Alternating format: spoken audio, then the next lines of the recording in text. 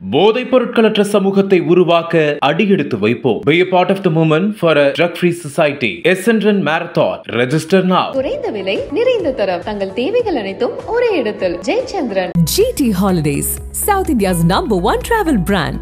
You know you are special when you're with GT Holidays. Nakkheeran நேயர்களுக்கு வணக்கம். இன்று நம்முடன் கருத்துக்களை பகிர்ந்து கொள்ள இணைந்திருக்கிறார் திராவிட சிந்தனையாளர் வல்லம் பஷீர் அவர்கள். வணக்கம் சார். வணக்கம். பெரியார் குறித்து சீமான் அவதூறா பேசுறாரு, உண்மைக்கு புறம்பா பேசுறாருன்னு சொல்லி உங்களை போன்றவர்கள் எதிர்ப்பு தெரிவித்து தொடர்ந்து பேசிட்டு வரீங்க. இதோட நிறுத்திக்கணும், இதுக்கு மேலே பேசினா விளைவு அதிகமாக இருக்கும் அப்படின்லாம் எல்லோரும் சொல்கிறீங்க. ஆனால் நான் பேசிக்கிட்டு தான் இருப்பேன், ஒரு புள்ளி தான் இது, அதுக்கே இப்படியா இன்னும் அதிகமாக பேசுவேன் அப்படின்னு அவரும் தொடர்ந்து பேசிக்கிட்டே வராரு. இப்போ நேற்று ராஜீவ்காந்தி நாம் தமிழர் கட்சியில் முதல்ல பயணித்தவர், இப்போ திமுக மாணவர் அணியில் இருக்கிறார்.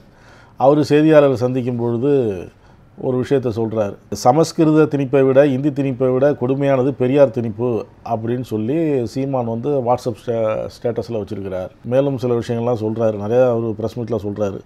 இவர் ஒரு இன துரோகம் செய்திருக்கிறார். இது வரைக்கும் அங்கே போனவங்க நிறைய பேர் இருக்கிறாங்க, போயிட்டு வராங்க, எல்லாம் சரிதான். ஆனால் இவர் போனதுக்கப்புறம் அங்கே ஒரு அழிவு ஏற்பட்டிருக்கு. அப்போ இவர் காட்டி கொடுத்துருக்கிறார், சிங்கள அரசுக்கு காட்டி கொடுத்துருக்கிறார் அப்படிங்கிற குற்றச்சாட்டை வைக்கிறார். இதெல்லாம் எப்படி பார்க்குறீங்க? இல்லை, சீமானினுடைய ஈழப் பயணத்துக்கு பிறகுதான் விடுதலை புலிகளினுடைய வீழ்ச்சி என்பது துவங்கியது என்பதை யாராலுமே மறுக்கவே முடியாது. நேற்றைக்கு முன்தினம் கூட ஆசிரியர் வீரமணி அவர்கள் இதற்கு முன்பு தனிப்பட்ட முறையில் பேசிய கருத்தொன்றை திராவிடர் கழக தோழர்களோடு பேசிக் கொண்டிருக்கிற போது சொன்னார். துவக்க நிலையிலேயே அண்ணன் கொளத்தூர் மணி போன்றவர்கள் எல்லாம் இவருக்கு மேடை அமைத்து கொடுக்கிற காலத்திலேயே இவர் நம்பகத்தன்மையானவர் அல்ல, அதிலும் குறிப்பாக விடுதலை புலிகள் விவகாரத்தில் இவர் ஏதோ தவறான நடவடிக்கைக்கு தயாராகி கொண்டிருக்கிறார் என்பதை ஆசிரியர் முன்பே அறிவுறுத்தி இருந்தார் என்று அவர் சொன்னார். அது யதார்த்தமான உண்மை, முன்பே கணித்திருக்கிறார் ஆசிரியர். ஆனால் மிக தாமதமாகத்தான் அண்ணன் கொளத்தூர் மணி போன்றவர்கள், கோவை ராமகிருஷ்ணன் அண்ணன் போன்றவர்கள் எல்லாம் அந்த முடிவை ஏற்றிருக்கிறார்கள் என்றுதான் நான் புரிந்து கொள்கிறேன். ரொம்ப குறிப்பாக இவர் போய் வந்த காலம் என்கிறதுக்குள்ள, ஈழத்துக்கு போய் வந்த காலம் என்பது மற்ற தலைவர்களைப் போல அவர் ஈழத்துக்கு நெருக்கடியான சூழலில் போய் வரவில்லை. இவர் முறையாக பெங்களூரு விமான நிலையத்திலிருந்து புறப்பட்டு, இவர் சொல்றாருல, கதை அளக்கிறாருல, முதல்ல மீசையை மலிக்க சொன்னாங்க, அப்புறம் மொட்டை அடிக்க சொன்னாங்க, அதெல்லாம் ஒண்ணுமில்லை. அப்படியெல்லாம் எந்த விதமான தகவல்களும் அங்கிருந்து வரவே இல்லை. விசா பெற்றுக்கொண்டு விமானத்தில் பயணித்து அங்கே சென்றார். இவரை சந்திப்பதற்கு ஏற்பாடு செய்தவரே அண்ணன் கொளத்தூர் மணிதான். அண்ணன் கொளத்தூர் மணியை அங்கிருந்து தொடர்பு கொண்டு சந்திக்க வேண்டும் என்று சொன்னதற்கு பிறகு அண்ணன் கொளத்தூர் மணி அவர்களினுடைய ஏற்பாட்டின் பேரில் தான் சந்தித்தார் என்பதுதான் செய்தி. அதிலும் குறிப்பாக இவர் போய் அங்கே என்ன நடவடிக்கைகள் மேற்கொள்ளப்படுகின்றன, என்ன மாதிரியான நடப்பு அங்கே இருக்கிறது என்பதை அறிந்து கொண்டு இங்கே இவர் உளவுத்துறைக்கு தகவல் சொன்னதன் பேரில் தான் அடுத்தடுத்த கட்ட நகர்வுகள் இந்திய ஒன்றிய அரசின் மூலமாக பல்வேறு நெருக்கடிகளை விடுதலை புலிகளும் சந்தித்தார்கள்.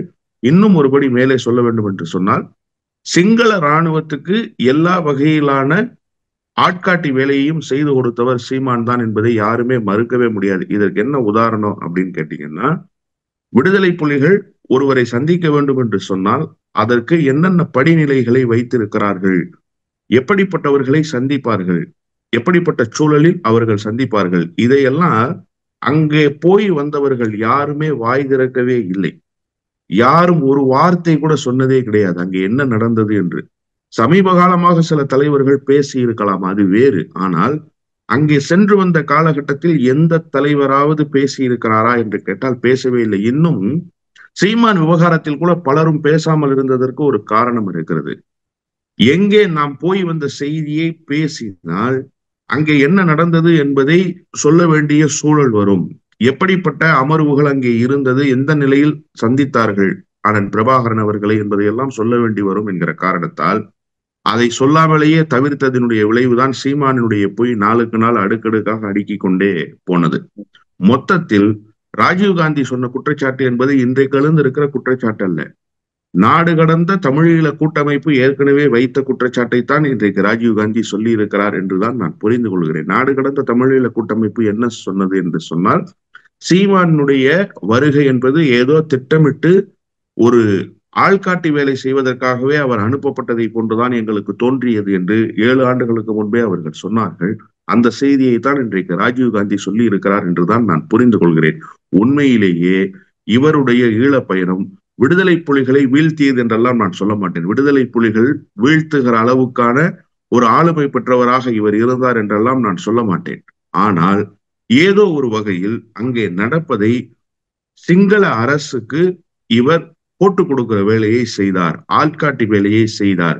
ஒரு 10% அவரின் மூலமாக அங்கே என்ன நடக்கிறது என்பதை அவர் அங்கு இருந்த காலத்தில் சிங்கள அரசு உணர்ந்து கொண்டது. அதற்கு அடுத்தடுத்த கட்டமான தாக்குதல்களில்தான் விடுதலை புலிகளினுடைய அந்த யுக்திகள் முனைமலுங்க செய்யப்பட்டன என்பது யதார்த்தமான உண்மை. பெரியார் கதை முடிஞ்சு போச்சுங்கிறார். ஈரோட்டில் பிரச்சாரத்தில் பேசும்போது பெரியார் கதை முடிஞ்சிருச்சு, சூத்திரன் சொல்லி ஒட்டுமொத்தமாக ஏமாத்திட்டாங்க, அதில் ஏமாந்ததில் நானும் ஒருத்தன் தான். பெரியார் கதை முடிந்து விட்டது என்று சொன்னால் எதற்காக தினந்தோறும் பெரியார் பெயரை சொல்லி வெறி பிடித்த நாயை போல குறைத்து கொண்டிருக்க வேண்டும்? பெரியார் கதை தான் முடிந்து விட்டதே. பெரியாருக்கென்று ஒரு சகாப்தம் இல்லை, அவர் நிறைவு பெற்று விட்டார். அதுதானே சீமானுடைய வாதம். எதற்காக தினந்தோறும் பெரியார் பெயரை மறக்காமல் உச்சரித்துக் கொண்டிருக்கிறார்? அவரினுடைய வழிகாட்டிகள் காயத்ரி மந்திரத்தை உச்சரிப்பதை போல அல்லவா உச்சரித்துக் கொண்டிருக்கிறார். ஏன் நீங்கள் பெரியார் குறித்து பேச வேண்டும்? அந்த சகாப்தம் தான் முடிந்து விட்டதே.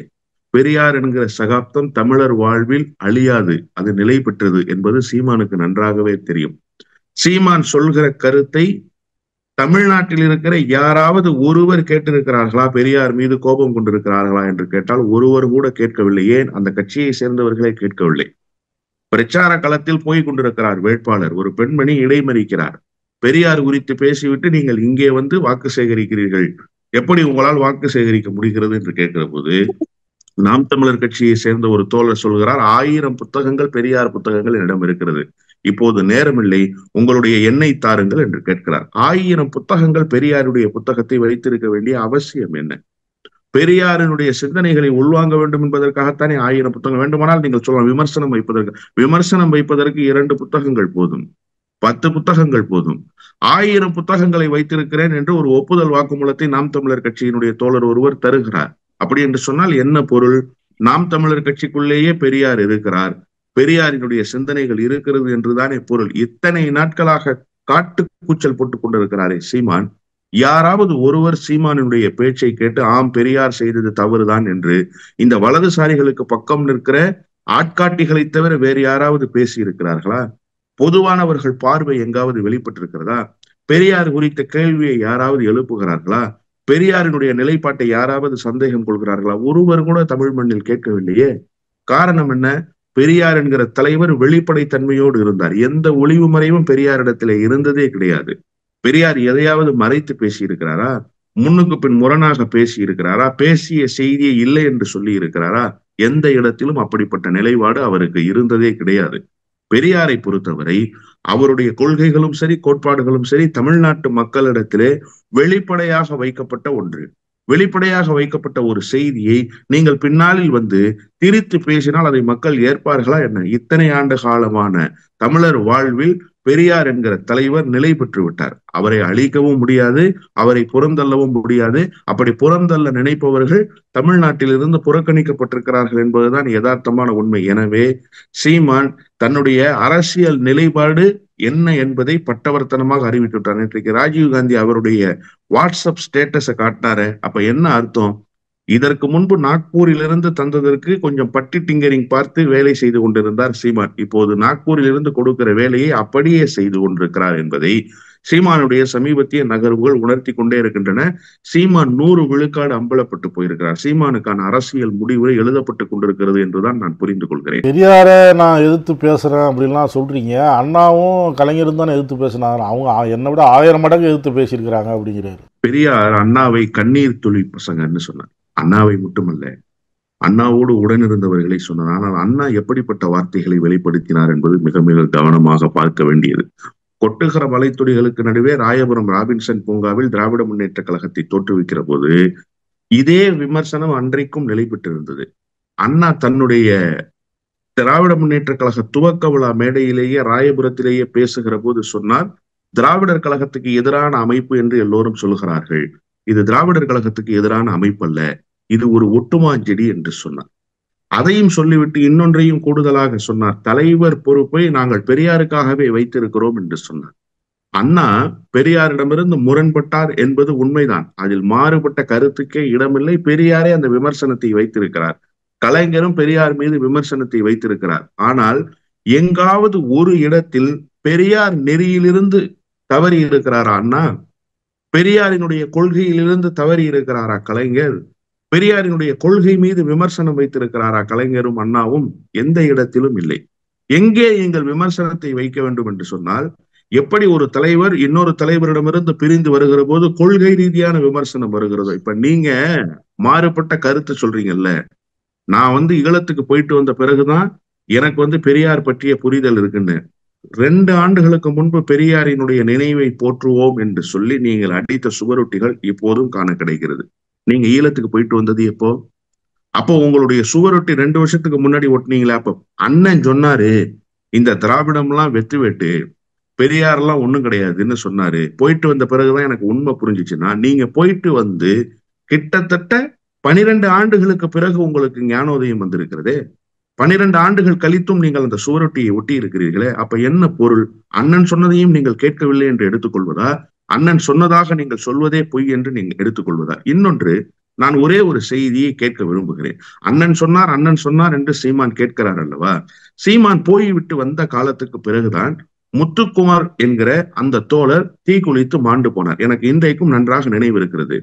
அவர் எந்த இடத்தில் தீக்குளித்து மாண்டு போனாரோ முதல் மனிதனாக நான் இன்றைக்கு ஒரு செய்தியை பதிவு செய்கிறேன். தமிழ்நாட்டிலேயே ஈழ உணர்வாளன் ஒருவன் முத்துக்குமார் மடிந்து 1 மணித்துளிகளில் அந்த இடத்துக்கு போனால் அது நான் தான்.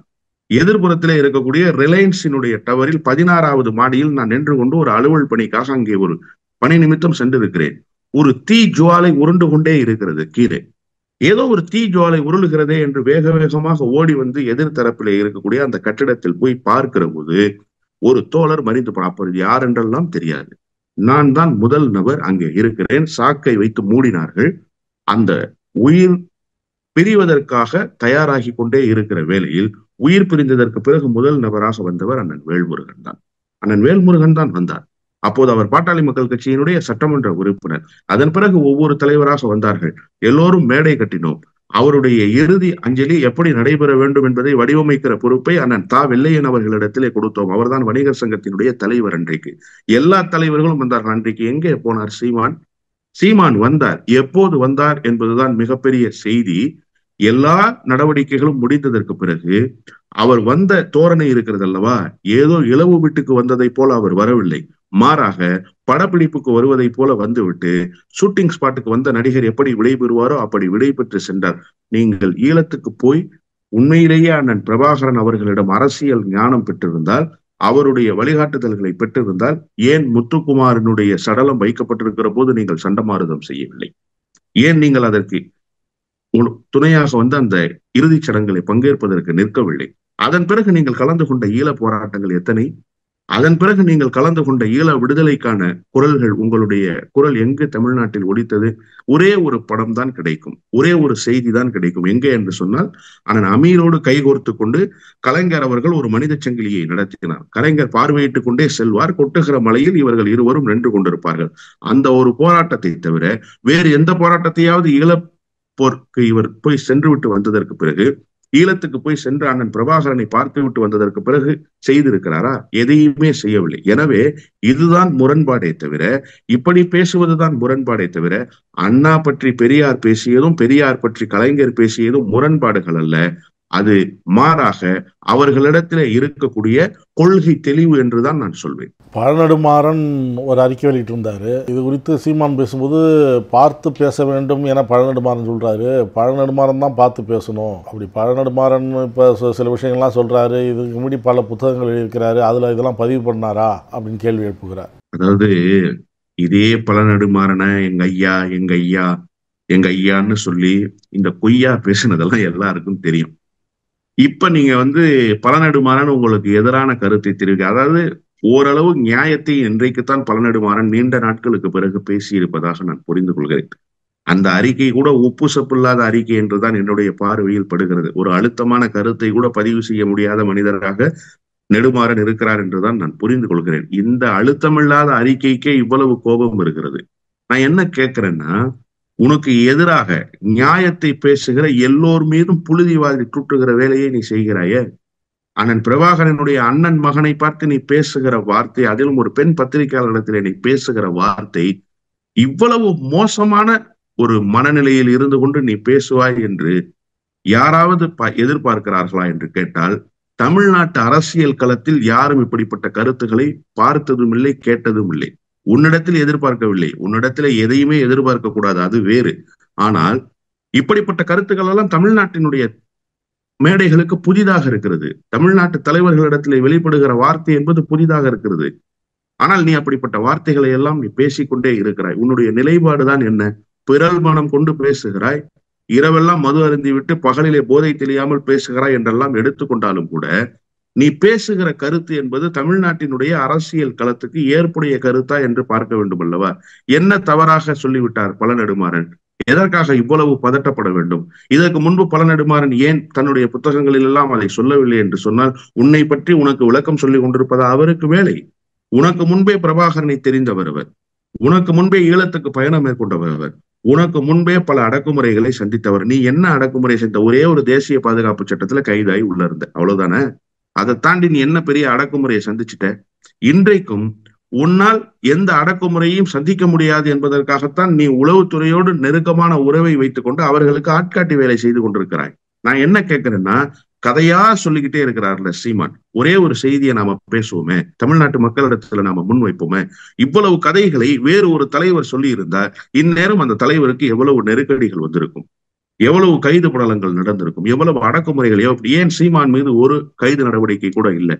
ஏன் சீமான் மீது ஒரு அடக்குமுறை கூட காவல்துறை தரப்பில் இருந்தோ அல்லது உயர் அழுத்தத்தில் காரணமாகவோ தரப்படவில்லை என்று சொன்னால், இவர் கண்காணி வேலை செய்கிற காரணத்தால் அதெல்லாம் தரப்படவில்லை என்பதுதான் யதார்த்தமான செய்தி. அதே நேரத்தில் பழநெடுமாறன் போன்றவர்களெல்லாம் பேசுகிறார்கள் என்பதற்காக கோபம் கொப்பளிக்க பேசுவதற்கில்ல. இது என்னன்னா, உண்மை வெளிப்பட்டு விட்டதே என்கிற பதட்டத்தில் வருகிற வார்த்தை என்றுதான் நான் புரிந்து கொள்கிறேன். அழுத்தமில்லாத பழநெடுமாறனுடைய வார்த்தைக்கு இவ்வளவு பதட்டப்படுகிறாரே சீமான். இன்னும் அழுத்தமான வார்த்தைகளை எல்லாம் வெளிப்படுத்தினால் ஈழத்தோடு நெருங்கிய தொடர்புடையவர்கள், அண்ணன் பிரபாகரனோடு நெருக்கமாக இருந்தவர்கள் இன்னும் பேச துவங்கினால் சீமான் அம்பலப்பட்டு போவார் என்றுதான் பார்க்க வேண்டியிருக்கிறது. இவ்வளவு தூரம் கருத்துக்களை முன்வைக்கிறீங்க, பெரியாரை பத்தி இழிவா பேசுறீங்க, உங்களுக்கு யாராவது ஆதரவா பேசுறாங்களா அப்படின்னு கேள்வி கேட்குறீங்க. இது அவர் சொல்லும்போது என்ன சொல்றாரு, அனைத்து கட்சிகளும் எதிராக இருக்கிறத ஏற்கிறேன், வரவேற்கிறேன் அப்படிங்கிறாரு. வரவேற்று தான் ஆகணும், வேற என்ன செய்ய முடியும்? வேற என்ன செய்ய முடியும்? வரவேற்று தான் ஆகணும்.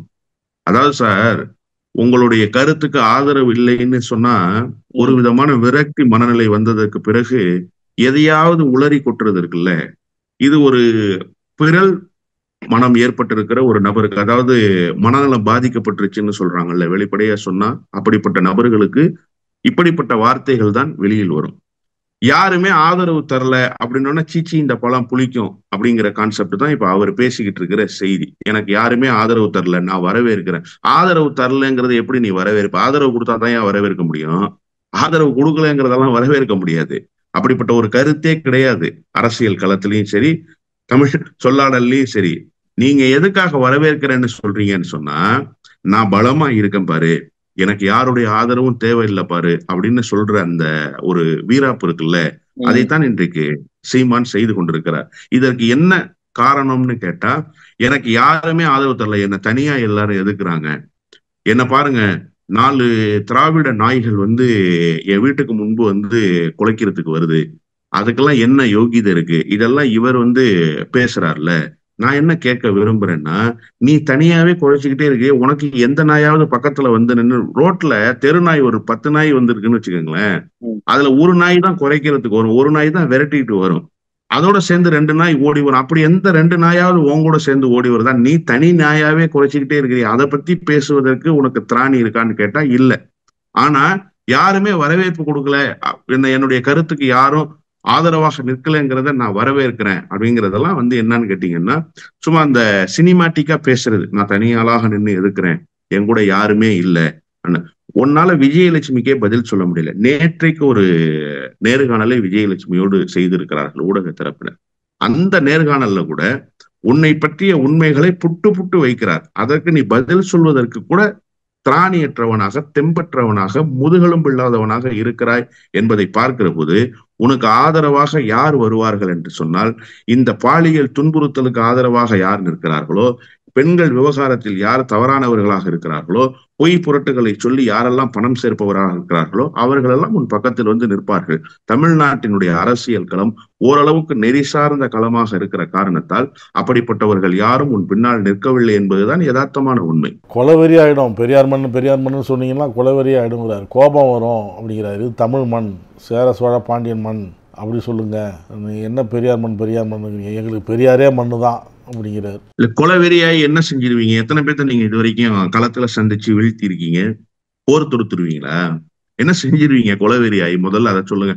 வீட்டுக்கு 10,000 பேர் திரண்டு வர்றான், கொள்கையாளர்கள் அறத்தோடு வர்றான், கலவரம் செய்யும் நோக்கம் இல்லாம வர்றான், ஜனநாயக ரீதியாக வர்றான். அதை சந்திப்பதற்கு திராணி இல்லாம துப்பு இல்லாம ஓடி போன நாய்க்கு வசனம் ஒண்ணும் குறைச்சல் இல்லை. என்ன பெரிய நீ வந்து கொலவெறியோட என்ன செஞ்சிருவ? இத்தனை நாட்களாக உனக்கு வலுவான எதிர்ப்பை பதிவு செய்து, அதே போலதான் நாம் தமிழருக்கும் அது மாதிரி தான் வந்துட்டு இருக்காங்க. ஆதரவுன்னு சொல்றாரு. நாங்களும் ஒரே நாள்ல 10,000 பேர்லாம் இணைஞ்சிருக்க நிகழ்வுகள்லாம் நடந்திருக்குங்கிறாரு. அக்கா தமிழிசை சொன்னதுதான் எனக்கு ஞாபகத்துக்கு வருது. மிஸ்டு கால் மூலமாக எத்தனையோ 1000 பேர் சேர்ந்திருக்கிறாங்கன்னு சொன்னிச்சு. அத்தனை 1000 பேர் சேர்ந்தவனுடைய குடும்பத்தின், இப்ப நான் ஒரு கட்சியில சேர்ந்துட்டேன்னா என் மனைவி நான் சொல்லி ஓட்டு போடுவாங்கல்ல, என்னுடைய உறவினர்கள், என்னுடைய தாய் தந்தையார் நான் சொல்லி ஓட்டு போடுவாங்க. அப்படி கூட ஓட்டு போட வேணாம், கட்சியில சேர்ந்த நானாவது ஓட்டு போடணும்ல. 10 லட்சம் பேர் சேர்ந்திருக்கிறாங்கன்னா அத்தனை லட்சம் பேருடைய ஓட்டு எங்கன்னு நம்ம தமிழிசை அக்காவை பார்த்து கேட்டோம்ல. அந்த கேள்வியை சீமானை பார்த்து கேட்கணும். அதுல என்னன்னா, அவர் சொன்னதை நான் நல்லா கேட்டுக்கோங்க. 1000 முகாம்கள் நடத்தி 10,000 பேரை ஒரே நாள்ல சேர்த்துக்கணும். அப்போ ஒரு முகாமுக்கு 10 பேர் தான் சேர்ந்திருக்கான். அப்படித்தானே நீங்க பொருள் கொள்ள வேண்டியிருக்கு. 1000 முகாம்ல 10,000 பேர் சேர்ந்திருக்கிறான்னா ஒரு முகாம்ல 10 பேர் தான் சேர்ந்திருக்கான். நாளைக்கு காலையில திமுக, அதிமுக 2 கட்சியும் உறுப்பினர் சேர்க்கைக்காக முகாம் போட சொல்லுவோம். எத்தனை லட்சம் பேர் சேர்றாங்கன்னு பாப்போமா? ஒரே நாள்ல எத்தனை லட்சம் பேர் சேர்றாங்கன்னு பாப்போமா? இன்னொன்னு, ஆன்லைன்ல சேர்ந்திருக்கிறாங்கன்னா, ஆன்லைன்ல சேர்ந்திருக்கிறவன்லாம் ஓட்டு இருக்கிறவனா முதல்ல? தமிழ்நாட்டுல இருக்கிறவனா முதல்ல? அதை பரிசோதனை பண்ணி பாத்தீங்களா முதல்ல? என்ன பெரிய ஆயிரக்கணக்கான ஒட்டு கொத்தா 3,500 பேர் 4,000 பேர்னு வெளியேறிக்கிட்டு இருக்காங்க கட்சியில இருந்து. அது நாங்க வேணான்னு சொல்லி வெளியேற்றினவங்க. கட்சியில இருந்து நடவடிக்கை எடுத்து நீ வெளியேற்றினியா, உன்னை வேணான்னு சொல்லிட்டு அவங்க வெளியில போனாங்களா? சும்மா திரும்ப திரும்ப பொய்ய பேசிட்டு இருக்க கூடாது. போய பிடிச்சு தோக்குற மாதிரி. கட்சி வேண்டாம்னு சொல்லி அவங்க வெளியில போனாங்களா, இல்ல அவங்க வேண்டாம்னு சொல்லி நீ வெளியே? உனக்கு தெம்பு திராணி ஏதாவது ஒண்ணு இருக்கா? நீ ஒரு தலைமை பண்புக்கு உரியவனாக இருந்தா, நான் என்ன கேட்கிறேன்னா, ஒரு தொண்டன் தவறு செய்கிறான், அந்த தொண்டன் தேவையில்லைன்னு ஒரு கட்சி முடிவு பண்ணா குறைஞ்சபட்சம் அந்த தொண்டன் மேல நடவடிக்கை எடுக்கணுமா இல்லையா? நீ எவன் மேலேயாவது நடவடிக்கை எடுத்திருக்கியா? உனக்கு தெம்பு இருக்கா எவன் மேலேயாவது நடவடிக்கை? ஏன் நீ நடவடிக்கை எடுக்க மாட்டேன்னா, அவன் சைலண்டா போயிடணும்னு நினைப்பேன். நீ நடவடிக்கை எடுத்துட்டா உன்னை பத்தின உண்மையை பேசிடுவான். ஏற்கனவே கடந்த காலத்துல நீ ஒதுக்குறன்னு தெரிஞ்சோடனே எல்லாரும் உண்மையை பேச ஆரம்பிச்சிட்டான். நீ செய்த அட்டூழியங்களை பத்தி பேசும்பொழுது ஏற்கனவே ஒரு இடத்துல ஒரு சொன்னதுதான். இப்ப அவங்களும் அப்படிதான் சொல்றாங்க. அவர் பேசுனது அப்படியே விட்டுருந்தா இன்னைக்கு இதா இருக்காது. இவங்க பதிலடி கொடுக்கதான் அவர் இன்னும் அதிகமா பேசிட்டு இருக்கிறாரு. இப்ப நாய் கடிக்க வருதுன்னா இப்ப கடிச்சிட்டு போட்டோன்னு விட்டுருந்தா ஒரு தடவை கடிச்சிட்டு போயிடும். நீங்க கல்ல எடுத்து அடிக்க போய் அது பாருங்க எல்லாரையும் துரத்துதுன்னு சொல்லுவீங்களா? அப்படிதான் இருக்கு இந்த கருத்து. அவர் பாட்டுல பேசிட்டு போயிடுவாரு, ஒரு தடவை சொல்லிட்டு போயிருந்திருப்பாரு. அவர் சொல்கிற கருத்து எப்படிப்பட்ட கருத்து என்பதை வைத்துத்தான் எதிர்ப்பு தெரிவிப்பதா வேண்டாமா? இத்தனை நாட்களாக இந்த நாய் கத்தி கொண்டே இருந்ததை எங்காவது எதிர்வினையாற்றணுமா? எங்காவது பேசி இருக்கிறோமா? இல்லையே. போய் தொலையட்டும்னு தானே விட்டோம். ஆனால் பெரியார் குறித்த ஆகப்பெரிய அவதூறை பரப்புகிற போது அப்போது கூட எதிர்வினை ஆற்ற முடியவில்லை என்று சொன்னால், நாங்கள் எல்லாம் பெரியாரினுடைய கொள்கை கோட்பாட்டை உள்வாங்கியவர்கள் என்று சொல்வதற்கு எந்த விதமான முகாந்திரமும் எங்களுக்கு இல்லை என்கிற காரணத்தால் தான் இன்றைக்கு வீதிக்கு வந்திருக்கிறது பெரியாரிய கூட்டமைப்பு. இன்றைக்கு எதிராக பேசிக் கொண்டிருக்கிறார்கள் பெரியாரிய தோழர்கள். இவர் சொன்ன கருத்து எவ்வளவு பெரிய அயோக்கியத்தனமான கருத்து என்பதை கேட்டுக்கொண்டிருக்கிறார்கள். நாட்டு மக்களிடத்துல நியாயம் கேட்கிறார்கள். பெரிய கொலவெறியோட இருக்கேன், நான் பெரியார் மண்ணுன்னு சொன்னா, இப்போதும் சொல்கிறோம் இது பெரியாருடைய மண் தான். இப்போதும் சொல்கிறோம் இது அண்ணாவினுடைய மண் தான். இப்போதும் சொல்கிறோம் கலைஞருடைய மண் தான். என்ன செஞ்சிருவ? கொலவெறியோட என்ன செஞ்சிருவ? நான் இன்னைக்கு நக்கீரன்ல சொல்லியிருக்கேன், என்ன செய்வா? திருமுருகன் காந்தி கேட்டதையே நானும் கேட்கிறேன். நீ நாள் குறிவோம் கொலவெறி என்னங்கிறத நாங்க பாக்குறோம். எங்க கொலவெறி என்னங்கிறத அப்புறம் நீங்க பாரு. ஒண்ணு சார், எல்லா விதமான அரசியல் நிலைப்பாடுகளையும் எடுக்க தெரிந்தவர்கள் நாங்க ஒன்னும் அரசியல் நிலைப்பாடு எப்படி எடுக்கணும்னு தெரியாமலோ, இல்ல எதிரிகளை எப்படி வீழ்த்துவதுன்னு தெரியாமலோ இந்த களத்துல இல்ல. ஜனநாயக ரீதியாக எதிர்கொள்ள வேண்டும் என்பதற்காக நாங்கள் எங்களுக்கு தெரிந்த ஆக சிறந்த ஜனநாயகத்தை கையில் வைத்துக் கொண்டு நிற்கிறோம். ஆனா நீ கொலவெறியோட நான் இருக்கேன், பெரியார் மண்ணுன்னு சொன்னா கொலை செய்திருவேங்கிற மாதிரியான மிரட்டல் விடுத்தா அதுக்கு அடுத்த கட்டமாக என்ன செய்யணுங்கிறது எங்களுக்கும் தெரியும். நாங்க மிரட்டல் விடுப்பவர்கள் அல்ல, செய்து காட்டுகிறவர்கள் என்பதை களத்துல நிரூபிப்போம். அதற்காக நாங்க உடனே கத்தி எடுத்துட்டு உன்னை வந்து குத்திடுவோம்லாம் நினைக்காத. அந்த வேலையை நாங்க செய்ய மாட்டோம். அதை எப்படி செய்யணுங்கிறது எங்களுக்கு தெரியும், அதை நாங்க செய்வோம். சும்மா இந்த வசனம் பேசிட்டு நான் கொலைவெறியோட இருக்கேன், இனிமே யாராவது சொல்லிட்டே இருப்போம்யா. கடைசி வரைக்கும் சொல்லுவோம். இறுதி சொட்டு ரத்தம் இருக்கிறவரை, இறுதி மூச்சு அடங்குகிறவரை இது பெரியார் மண் தான், பெரியார் மண் தான், பெரியார் மண் தான் என்று சொல்லிக் கொண்டே இருப்போம். ஆசன வாயில் மிளகாய் திணித்ததை போல நீ கதறல்ல, இந்த கதறலுக்கு பின்னால் பெரியார் இருக்கிறார், அதனால் இது பெரியார் மண் தான். இவ்வளவு தூரம் கண்டனம் தெரிவிச்சு பேசுறீங்க. அவர் சொல்றது இன்னும் நான் பேசவே ஆரம்பிக்கல, இப்பதான் வாயை திறந்திருக்கிறேன் அப்படிங்கிற. இப்ப அவர் சொல்றத பார்த்தா நீங்க எதிர்வினை ஆட்டிட்டு வரீங்க. உங்களை போன்றவர்கள் திராவிட சிந்தனையாளர்கள், பெரியார் கொள்கைகளை ஏற்றவர், பெரியாரை பின்பற்றுவவங்களாம் பதில் சொல்லிட்டு இருக்கீங்க.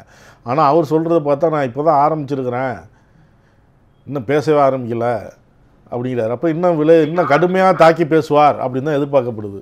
அதான் சார், நீங்க ஆரம்பிங்கிற, நீங்க பேச ஆரம்பிக்கலன்றீங்கல்ல, ஸ்டார்ட் பண்ணுங்க ப்ளீஸ். நீங்க சொன்னீங்க பெரியார் மண்ணில் வந்து இல்லை, இப்போ ஈரோட்டில் தேர்தல் களத்தில் வந்து பேசுவியா, பெரியார் எதிர்த்து பேசுவியா, அங்கே இப்படிலாம் சொன்னீங்க. இப்போ அங்கேயும் தான் போய் பேசுறாரு, பெரியார் முடிஞ்சு போச்சு அப்படிங்கிறாரு. பெரியார் சார் போற இடத்துல எல்லாம் எதிர்ப்பை தேடுகிறாரு, எதிர்ப்பை எல்லா இடங்களிலும் பதிவு செய்கிறார்களே, அதை பத்தி நீங்க பேசவே இல்லையே. அவர் போய் பேசுறாருங்கிறத தான் நீங்க சொல்றீங்களே தவிர எதிர்ப்பை தேடுகிறாரா இல்லையா?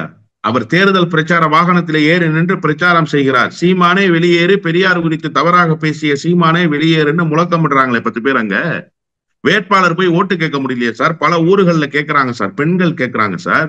இப்ப இந்த எதிர்ப்பை எல்லாம் நீங்க எந்த கணக்குல வர வைக்கிறீங்க? சீமான் பேசுவது மட்டுமே அரசியல் அல்ல, சீமான் பேசுவது மட்டுமே செய்தி அல்ல, மாறாக அவர் பேசியதற்கும் பேசிக் கொண்டிருக்கிற செய்திக்கும் எதிர்கருத்துக்களை முன்வைத்து களத்தில் நிற்கிறாங்களா? அதை நீங்க என்ன சொல்லுவீங்க? தேர்தல் முடிவுக்கு அப்புறம் எதிர்வினை ஆற்றுவாங்கிறாரு முத்துசாமி. அது அவருடைய நிலைப்பாடு.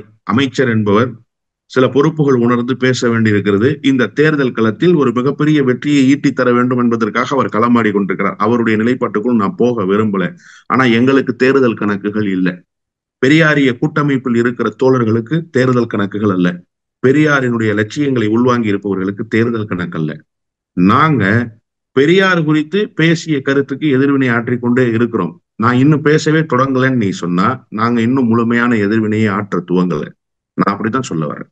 அப்ப நீ முழுமையா பேசுற அன்னைக்கு நாங்க முழுமையான எதிர்வினை ஆற்றுவோம். நீ பேசு, அதன் பிறகு எங்களுடைய எதிர்ப்பு என்ன என்பதை நீ பாரு. நாங்க எதிர்ப்பை எப்படி பதிவு செய்ய முடியுமோ அப்படி நாங்கள் பதிவு செய்வோம் என்பதுதான் எங்களுடைய நிலைப்பாடு. ஆனா இப்படி பேசியதற்கே உன்னை வீட்டை விட்டு ஓட வச்சுட்டாங்க. நீ வீட்டுல இருக்க முடியல. காலையில ஓடிட்டு எல்லாரும் அரெஸ்ட் ஆயிட்டாங்களான்னு பார்த்துக்கிட்டு உனக்கு தெரிஞ்ச போலீஸ் ஆபீசர் எல்லாம் போன் பண்ணி, சார் யாரும் 2-3 பேர்லாம் இல்லையே சார், எல்லாரையும் அரெஸ்ட் பண்ணிட்டீங்கல்ல சார், வந்துடலாமா சார்னு கேட்டுக்கிட்டு நீ வந்த.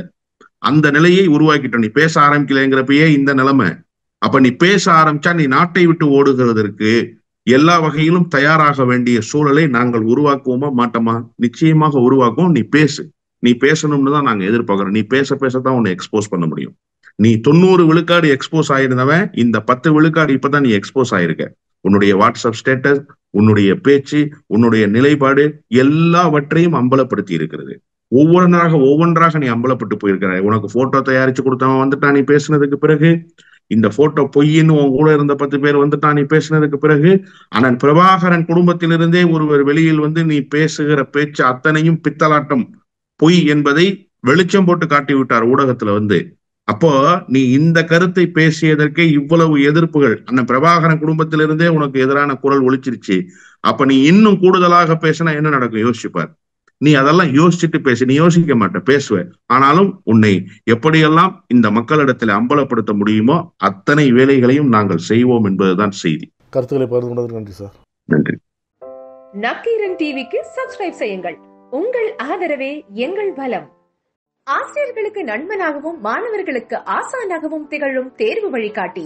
ஒவ்வொரு பாடத்திற்கும் அனுபவமிக்க ஆசிரியர்களின் துல்லியமான தெளிவான விடைகள். CNC இருக்கு, தேர்வு பயம் எதற்கு? இது தீரன் பப்ளிஷிங் ஹவுஸ் விற்பனை வெளியீடு.